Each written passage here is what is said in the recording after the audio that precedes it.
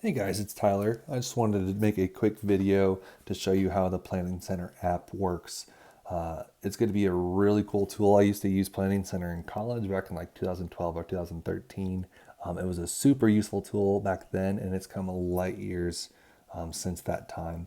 It's got some really cool features. I just want to show you a couple quick things. That way, you guys are just really just used to the program, and we're running at full speed when we launch in June. So this is the main screen when you log into Planning Center on your phone. A couple things, we got blockouts, email leader, as well as the dates that you might have been requested for. In the top right, you'll see a little picture. This is actually Rachel's profile, so I'm going to go ahead and dig into that. It's super important that you do make sure you have a correct email as well as a correct phone number in there. That way, you have the best methods of contact for us, as well as just making sure you're getting the most appropriate notifications. So I'm going to hit the top right button that says edit up here. And you look here, you see Rachel added a photo at the top, first and last name, email. I put a fake phone number in there just for now. You can also put your mobile carrier in there. I definitely recommend doing that simply for the fact that you can actually receive text message notifications, which is super helpful if you guys are anything like me and don't check your email for a day or two at a time. If you look at notifications here, you can also go there and make sure that you're getting scheduling emails, replies, general emails, reminders, just anything that might be coming to your phone. But then again, at the bottom, we have birthday, anniversary, just in case you guys do want to add that. Not a big deal if you don't want to. The main thing is the email and the phone number. So I'm going to go ahead and hit update here, and that's good to go. I'll click out of that at the top right. The other thing that we see is we see this middle block that says May 10th. So Rachel's actually singing this week. She was scheduled for this coming Sunday, even though we're technically recording on Saturday. I'm going to go ahead and click on that. The reason I'm logged into hers is because she has a similar view to you guys. But yeah, we have a simple service layout, pretty much everything we need here. You'll see that we're still in the life of Abraham. Underneath that title, I put a subtitle that says test service. That way you guys just know that I wanted you to get in here, mess around with it, make sure you know how it operates to go well. So we're going to click on the order of service button. And it's a pretty standard service for us. So we have a 5-minute countdown at the top that starts before our service. We have a pre-service welcome video with Tim like we have during the COVID recordings. We have our 4 songs, different announcements, etc., etc.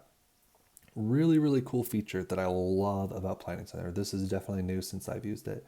You can actually, I can actually have the songs transposed into the correct key. So Mighty Warrior and The Lord Our God are actually songs that are originally sung in C.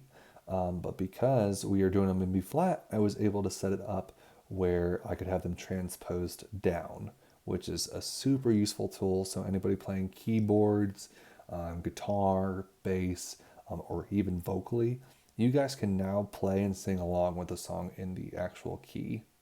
But if you look here, I'm clicking on Mighty Warrior, and it's got 4 different green tabs here. Notes, nothing special about it notes wise. The song, it gives you some additional information as far as maybe the beats per minute, the meter, what key we're playing in, as well as the order of the song. That's the sequence there at the bottom. There's no media attached because those are all under files. So under files, we have 2 different forms of lyric sheets. We have the MP3 file itself, again in B flat instead of the original key of C. And then we have the chord chart that's in B flat as well. So everything you need is literally at the touch of a hand. Let's see here. All right. And the same thing happens with the other songs. You have all 4 files that you need. So let's go ahead and click back out of the service. We're going to look at our teams. So over here, you have 2 options. If you look at the very top, you have My Teams and All Teams. My Teams are any team that you've been assigned to before and might have been tagged to. So Rachel has been tagged to both tech and vocals and nothing else other than that. If you go through these lists, you can see anybody who's been scheduled. You can see if they're in green, they've confirmed the scheduling. If they're in yellow, they're unconfirmed. And then luckily we don't have anybody in red. Those are people who have declined the service. Now, if we go to all teams, you can actually see everybody who's scheduled for the entire service. So now I can see the band members as well as the production team members. Again, green means they've confirmed. yellow is unconfirmed, and red means declined. All right, so let's back out of that. We also can see service times. Now, this isn't the full accurate picture of what we're going to see in the future because right now we're recording. So we're recording trying to start at 11 a.m. on Saturday, not Sunday.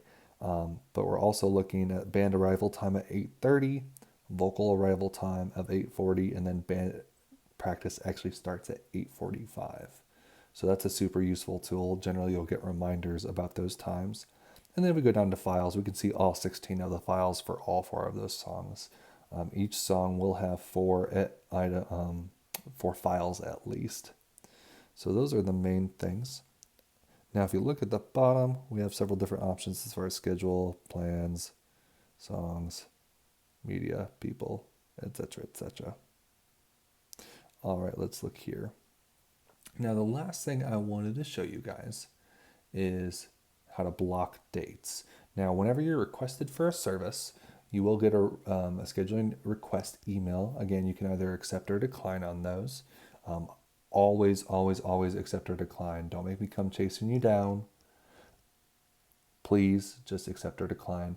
If you're going to accept and I haven't heard from you in a couple of days, I'm going to text you or call you and tell you to go into Planning Center and accept it. So please do that. Now, if there are days you know are going to be gone, which is hard to say with COVID, but like let's say you're planning a vacation in September, then blocking out your dates would be the best way to make sure that I'm not scheduling you on a day that you know you're going to be out of town. I'm going to go ahead and add one for Rachel. So in the top left, we'll hit add block out. Now, my lovely wife is due with our firstborn on August 20th. And so the Sunday after that, I believe, is the 23rd. And so I'm going to add a block out here. Now, I have no idea, honestly, how long of a recovery time she needs. I'm going to say at least 3 months, if not longer. So I'm going to go ahead and get her towards the end of November. Now, frequency here at the bottom, don't need to repeat it right now. We don't know when we're having a second kid.